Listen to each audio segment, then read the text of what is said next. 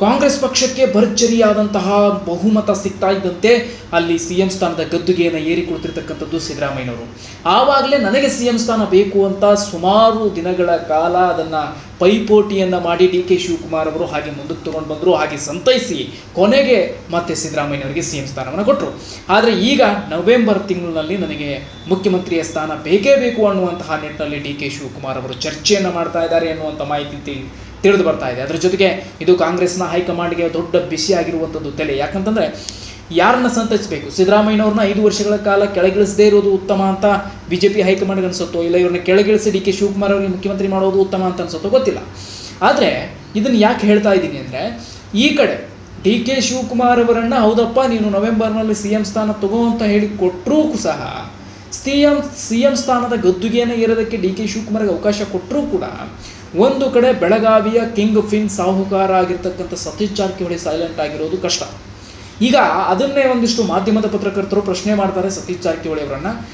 ಸತೀಶ್ ಜಾರಕಿಹೊಳಿ ಅವರೇ, ನವೆಂಬರ್ನಲ್ಲಿ ಬಹುಶಃ DK ಶಿವಕುಮಾರ್ ಅವರು ಮುಖ್ಯಮಂತ್ರಿಯ ಸ್ಥಾನದ ಗದ್ದಿಗೆಯನ್ನು ಏರೋದಕ್ಕೆ ಕಾಯ್ತಾ ಇದ್ದಾರೆ, ಇದಕ್ಕೆ ನಿಮ್ಮ ಉತ್ತರ ಏನು ಅಂತಂದಾಗ, ಇದಕ್ಕೆ ನಿಮ್ಮ ಪ್ರತಿಕ್ರಿಯೆ ಏನು ಅಂತಂದಾಗ ಸತೀಶ್ ಜಾರಕಿಹೊಳಿ ಅವರು ಹೇಳ್ತಾರೆ, ನೇರವಾಗಿ ಏನಂತ ಹೇಳ್ತಾರೆ ಗೊತ್ತಾ, ನಾವು ನೋಡ್ಕೊಳ್ತೀವಿ, ಕುತ್ಕೊಳ್ಳಿ, ನಾವು ನೋಡ್ಕೊಳ್ತೀವಿ, ಅದನ್ನು ನಮ್ಮ ವಿಚಾರ ನಾವು ಕುತ್ಕೊಳ್ಳಿ ನೋಡ್ತೀವಿ ನಾವು ಅಂತ ಒಂದು ಸಣ್ಣ ಸ್ಮೈಲ್ ಮಾಡ್ತಾರೆ, ನಕ್ಕು ಬಿಡ್ತಾರೆ, ಸ್ಮೈಲ್ ಮಾಡ್ತಾರೆ, ಕುತ್ಕೊಳ್ಳಿ ನವೆಂಬರ್ನಲ್ಲಿ ಅಂತ. ಅಂದರೆ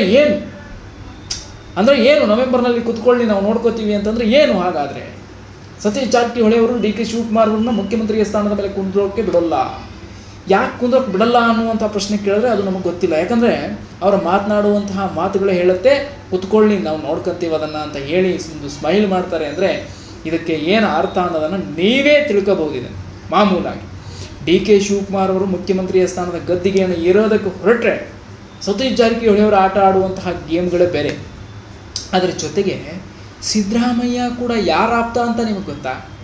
ಯಾರ ಆಪ್ತ ಅಂದರೆ ಸತೀಶ್ ಜಾರಕಿಹೊಳಿ ಆಪ್ತ. ಸತೀಶ್ ಜಾರಕಿಹೊಳಿ ಆಪ್ತ ಸಿದ್ದರಾಮಯ್ಯನವರಲ್ಲಿರುವಾಗ DK ಶಿವಕುಮಾರ್ ಕೈಗೆ ಮುಖ್ಯಮಂತ್ರಿಯ ಸ್ಥಾನ ಹೋಗೋದು ಹೇಗೆ ಅನ್ನುವಂಥ ಪ್ರಶ್ನೆ ಬರುತ್ತೆ. ಆದರೆ ಕಾಂಗ್ರೆಸ್ ಪಕ್ಷವನ್ನು ಕಟ್ಟಿ ಬೆಳೆಸೋದಕ್ಕೆ DK ಶಿವಕುಮಾರ್ ಅವರ ಪಾತ್ರವೂ ಕೂಡ ಇದೆ ಎನ್ನುವುದು ಕಾಂಗ್ರೆಸ್ ಪಕ್ಷದ ಹೈಕಮಾಂಡ್ಗೆ ಗೊತ್ತಿದೆ. ಸ್ಟಾರ್ಟಿಂಗಲ್ಲೇ ಬಹುಮತ ಸಿಕ್ಕಾಗಲೇ DK ಶಿವಕುಮಾರ್ ಅವರು ನಾನು ಮುಖ್ಯಮಂತ್ರಿ ಸ್ಥಾನದ ಗದ್ದುಗೆಯನ್ನು ಏರಬೇಕು ಅಂತ ಪೈಪೋಟಿ ಮಾಡಿದಾಗ ಆ ಸಂದರ್ಭದಲ್ಲಿ ಏನೋ ಸಂತೈಸಿ ಮಲ್ಲಿಕಾರ್ಜುನ ಖರ್ಗೆ ಅವರಾಗಿರ್ಬೋದು, ರಾಹುಲ್ ಗಾಂಧಿ ಅವರಾಗಿರ್ಬೋದು, ಇನ್ನಿತರ ಒಂದಿಷ್ಟು ಸಭಾಧ್ಯಕ್ಷರಾಗಿರ್ಬೋದು ಎಲ್ಲರೂ ಕೂಡ ತಿಳಿಸಿಕೊಂಡು ಆಯಿತು ನಿಮಗೆ ನಾವೆಲ್ಲ ಏರ್ಪಾಡನ್ನು ಮಾಡ್ತೀವಿ, ದಯವಿಟ್ಟು ಈ ಬಾರಿ ಸಿದ್ದರಾಮಯ್ಯನವರು ಕೂತ್ಕೊಳ್ಳಿ ಅನ್ನುವಂಥ ಮಾತನ್ನು ಹೇಳಿದಾಗ ಏನೋ ಒಂದು ಜಂಟಿಯಾಗಿ ಮತ್ತೆ DK ಶಿವಕುಮಾರ್ ಅವರು ಅದಕ್ಕೆ ಒಪ್ಕೊಂಡ್ರು. ಆದರೆ ಈಗ ನವೆಂಬರ್ನಲ್ಲಿ ನಾನು ಮುಖ್ಯಮಂತ್ರಿಯ ಸ್ಥಾನಕ್ಕೆ ಹೋಗಬೇಕು ಅಂದಾಗಲೂ ಸಹ ಇಲ್ಲ ಹೋಗೋಕ್ಕಾಗಲ್ಲ ಅಂತ ಹೇಳಿದರೆ DK ಶಿವಕುಮಾರ್ ಅವರ ನಡೆ ಏನಾಗುತ್ತೆ? ಇಲ್ಲ ನೀನು ಕುತ್ಕೊಳ್ಳಪ್ಪ ನವೆಂಬರ್ನಲ್ಲಿ ಮುಖ್ಯಮಂತ್ರಿಯಾಗಿ ಅಂತ ಅಂದ್ಕೊಂಡ್ರೆ ಸಿದ್ದರಾಮಯ್ಯನವರ ಸತೀಶ್ ಜಾರಕಿಹೊಳಿ ಅವರ ನಡೆ ಏನಾಗಿರುತ್ತೆ? ಕಾಂಗ್ರೆಸ್ನ ತಲೆಗೆ ಈಗ ಅಂದರೆ ಕಾಂಗ್ರೆಸ್ನ ಹೈಕಮಾಂಡ್ನ ತಲೆಗೆ ಏನಾಗಿದೆ ಅಂದರೆ ಸಿಕ್ಕಾಪಟ್ಟೆ ಬಿಸಿಯಾಗಿರುತ್ತೆ.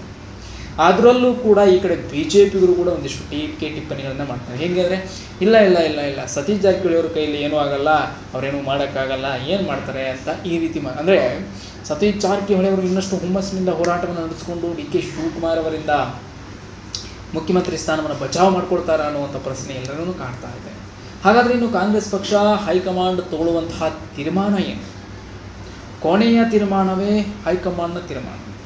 ಹೈಕಮಾಂಡ್ ಯಾರನ್ನು ಯಾವ ರೀತಿ ಅಧಿಕಾರವನ್ನು ಕೊಟ್ಟು ಸಂತೈಸುತ್ತೆ ಅನ್ನುವಂಥದ್ದನ್ನು ಕಾದು ನೋಡಬೇಕಿದೆ. ಯಾರಿಗೆ ಯಾವ ಅಧಿಕಾರವನ್ನು ಕೊಡುತ್ತೆ, ಯಾರನ್ನು ಹೇಗೆ ಸಂತೈಸುತ್ತೆ, ಯಾರಿಗೆ ಯಾವ ರೀತಿ ಬುದ್ಧಿವಾದವನ್ನು ಹೇಳಿ ಸರಿದಾರಿಗೆ ತರುತ್ತೆ ಅನ್ನೋದನ್ನು ನೀವು ಕಾದು ನೋಡಬೇಕಿದೆ. ಅದಕ್ಕೆ ಹೇಳೋದು DK ಶಿವಕುಮಾರ್ ಅವರು ನವೆಂಬರ್ನಲ್ಲಿ ನನಗೆ ಮುಖ್ಯಮಂತ್ರಿ ಸ್ಥಾನ ಬೇಕು ಅಂತ ಪಟ್ಟು ಹಿಡಿದ್ರು. ಈ ಕಡೆ ಸತೀಶ್ ಜಾರಕಿಹೊಳಿ ಅವರು ಆಡುವಂಥ ಗೇಮ್ಗಳೇನಿರುತ್ತೋ, ಪ್ಲ್ಯಾನಿಂಗ್ಗಳೇನಿರುತ್ತೋ ಗೊತ್ತಿಲ್ಲ. ಬರೀ ಸತೀಶ್ ಜಾರಕಿಹೊಳಿ ಅವರು ಅಷ್ಟೇ, ಸಿದ್ದರಾಮಯ್ಯನವರು ಏನು ಮಾಡ್ತಾರೋ, ಸಿದ್ದರಾಮಯ್ಯನವ್ರ ನಡೆ ಏನಾಗಿರುತ್ತೋ ಇದು ಕೂಡ ಗೊತ್ತಿಲ್ಲ. ಅದಕ್ಕೆ ಹೇಳೋದು ಒಟ್ಟಿನಲ್ಲಿ ಏನೇ ಆದರೂ ಸಹ ಕಾಂಗ್ರೆಸ್ ಪಕ್ಷದ ಹೈಕಮಾಂಡಿಗೆ ಈಗ ದೊಡ್ಡ ತಲೆನೋವು, ತಲೆ ಬಿಸಿ ಅಂತ ಹೇಳಿದರೆ ತಪ್ಪಾಗಲಿಕ್ಕಿಲ್ಲ. ಅಷ್ಟರ ದೊಡ್ಡ ಮಟ್ಟಿಗೆ ಕಾಂಗ್ರೆಸ್ ಪಕ್ಷದಲ್ಲಿ ಒಂದು ಚರ್ಚೆ ನಡೀತಾ ಇದೆ. ನವೆಂಬರ್ ತಿಂಗಳಲ್ಲಿ CM ಕದನ ಅನ್ನುವಂಥದ್ದು ವಿರಾಮ ಆಗುತ್ತಾ ಅಥವಾ ಮತ್ತಷ್ಟು ಆರಂಭ ಆಗುತ್ತಾ, ಅಥವಾ ಯಾರು ಮತ್ತೆ ನವೆಂಬರ್ನ ಮುಂಭಾಗದಲ್ಲಿ ಮುಖ್ಯಮಂತ್ರಿಯ ಸ್ಥಾನವನ್ನು ನಡೆಸ್ಕೊಂಡು ಹೋಗ್ತಾರೆ ಅನ್ನುವಂಥದ್ದನ್ನು ಕೂಡ ನೀವು ಕೂಡ ಕಾದು ನೋಡಬೇಕಿದೆ. ಮತ್ತೆ ಮುಂದಿನ ವಿಡಿಯೋದಲ್ಲಿ ರಾಜ್ಯಕ್ಕೆ ಹೊಸ ಸುದ್ದಿಗಳನ್ನು ತರ್ತಾನೆ ಇರ್ತೀನಿ. ದಯವಿಟ್ಟು ಕನ್ನಡ ಮುಕ್ತ ಯೂಟ್ಯೂಬ್ ಚಾನಲ್ ಸಬ್ಸ್ಕ್ರೈಬ್ ಮಾಡೋದ್ರ ಜೊತೆಗೆ ನಿಮ್ಮ ಪ್ರೀತಿ ರಾಜ್ಯಗಳು ತೋರಿಸಿ ಮತ್ತೆ ವಿಡಿಯೋದಲ್ಲಿ ನೀವು ಭೇಟಿಯಾಗೋಣ.